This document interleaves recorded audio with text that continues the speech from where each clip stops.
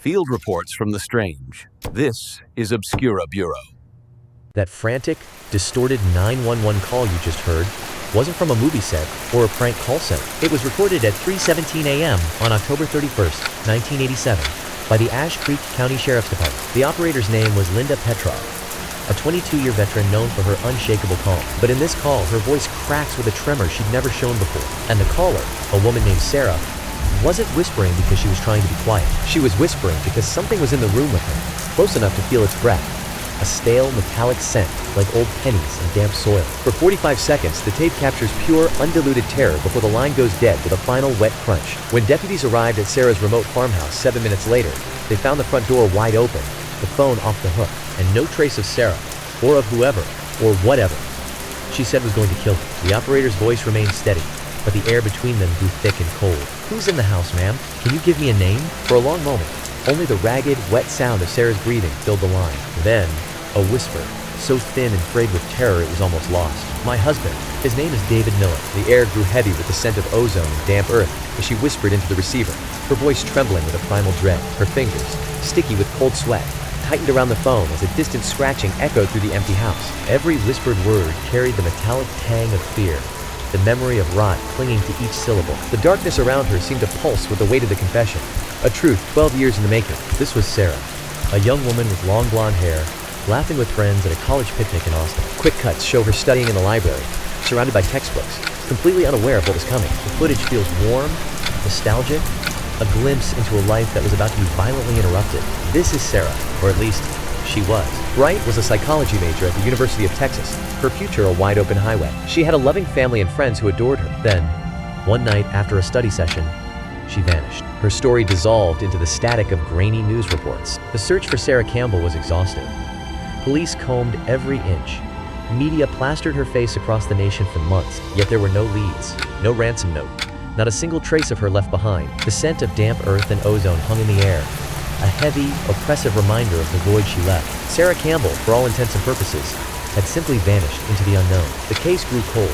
Elizabeth Miller, a poised brunette in her mid-30s, meticulously arranges a bouquet of fresh-cut lilies, their sweet perfume filling the sunlit kitchen. Her husband David, handsome and in his 40s, leans in to press a gentle kiss to her cheek before heading out. To any outside observer, they were the portrait of domestic perfection. But portraits, as we know, are often painted to conceal the cracks in the canvas beneath. In Dayton, Ohio, a devoted wife and mother lived a quiet, comfortable life with her loving husband of 10 years, David, a successful architect. Her days were a predictable rhythm of school runs, grocery runs, and evenings spent with her family in their safe, familiar home. But beneath that placid surface, a faint, metallic scent sometimes lingered in the air, like old pennies or distant rain. It was a quiet life, almost too quiet, where every comforting sound seemed to echo just a little too long in the empty spaces between. A pillar of the community, her rock, but in the quiet moments, a strange vacancy would settle behind her eyes. A hollow space where something vital should have been. The air in the room would grow thick, carrying the faint, metallic scent of old pennies. Elizabeth had everything, but sometimes, in that perfect stillness, it felt like she had nothing at all. Yet, nightmares haunt her sleep. Fragments of an inexplicable past surface like shards of glass. Memories of that blonde child feel less like her own and more like scenes from a forgotten movie. David dismisses it all as stress, but the dread clings like a damp, cold shroud. The accident that supposedly stole her memory all those years ago left her perpetually adrift in a fog of confusion. He was always there, a steady anchor, to soothe her and reinforce the narrative of their life together. Then came the escalation. Elizabeth sat in the stark, sterile light of a pediatrician's office with her daughter. The scent of antiseptic hung in the air, a sharp contrast to the cold dread beginning to coil in her stomach. The first fissure in her reality formed on an ordinary Tuesday. Her pen stalled above the mundane question. She had always written, Smith.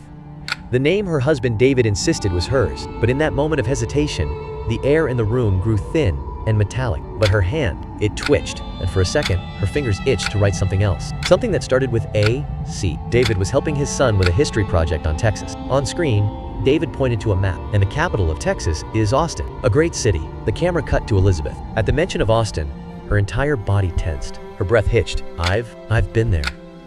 David's smile froze mid-sentence. What, honey? No, you've never been. We talked about taking the kids someday, remember? Elizabeth. No, I remember it. The oppressive heat clung to the air, thick with the scent of charred meat from that same food truck. It was the library that pulled at him next, its shadowed stone steps looming like a gateway. A cold, damp draft seeped from between the cracks in the stone, carrying a whisper of old paper and dust. The familiar world had shifted, each landmark now a marker on a map he no longer recognized. David's expression flattened into careful neutrality, his hand coming to rest gently on hers.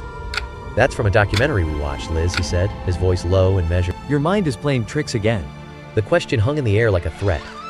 "Do you need one of your pills?" Later that night, David slept fitfully upstairs while Elizabeth descended into the basement, drawn by the need to find old family photo albums. The air was thick with the scent of damp earth and forgotten memories as she sifted through dusty boxes. Her search led her to a heavy, metal filing cabinet tucked in the farthest corner, its surface cold to the touch. When she tried the drawer, it refused to budge, secured by a heavy, tarnished padlock that seemed older than the house itself. The key is on David's key ring upstairs, but the bottom drawer, it's slightly warped, resisting her pull. She pulls.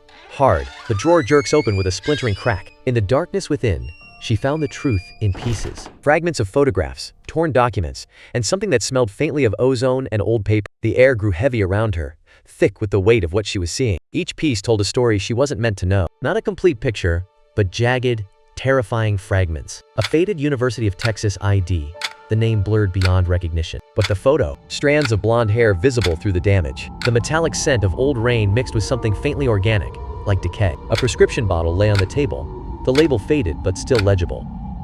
Sarah Campbell, with an old Austin address. Beside it, a brittle, yellowed newspaper clipping carried the headline, "Still no answers in Campbell disappearance." The air in the room grew thick, carrying the faint scent of mildew and old paper. Then the camera zoomed in on the missing person photo in the clipping. It was her. The face in the mirror was younger, blonder, but undeniably her own. In that instant, Elizabeth vanished. From the abyss of a lost decade, Sarah stared back. Upstairs, a floorboard groaned under an unseen weight. A sleepy voice cut through the heavy air from the bedroom. "Liz?" Panic seized her. She shoved everything back, slammed the drawer shut. Stumbling up the stairs, the air grew thick with the scent of dust and damp wood. He was already at the top, his form a stark silhouette against the harsh hallway light. His voice cut through the quiet, sharp and cold. "What were you doing?" Elizabeth's voice trembled as she explained she was just looking for Christmas decorations. His gaze drifted past her, down into the yawning blackness of the basement stairwell. His gentle demeanor remained unchanged, a calm mask fixed in place. But his eyes, they shifted,